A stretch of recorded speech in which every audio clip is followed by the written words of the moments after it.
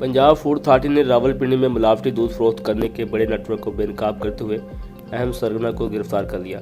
कार्रवाई के दौरान 15,000 लीटर से ज़ायद खुश्क पाउडर और नमक के जरिए तैयार किया गया जाली दूध मौके पर तलब कर दिया गया। फूड अथॉरिटी की टीम ने तवील रैकी के बाद राजा जफरुल हक रोड पर छापा मार कार्रवाई के दौरान दूध सप्लाई करने वाला टैंकर पकड़ लिया, जो शहर के मुख्तलिफ मुकामात पर मिलावटी दूध पहुँचाता था।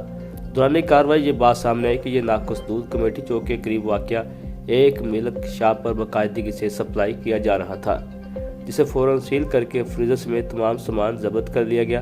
अथॉरिटी के मुताबिक दूध के नमूने लाहौर भिजवाए गए, जहां टेस्ट रिपोर्ट्स में मिलावट साबित होने पर फौरी कानूनी कार्रवाई का आगाज़ किया गया। मुतल्लिक़ अफराद के खिलाफ थाना वारिस खान में मुकदमा दर्ज, मज़ीद मावन मुलज़मान की तलाश भी जारी।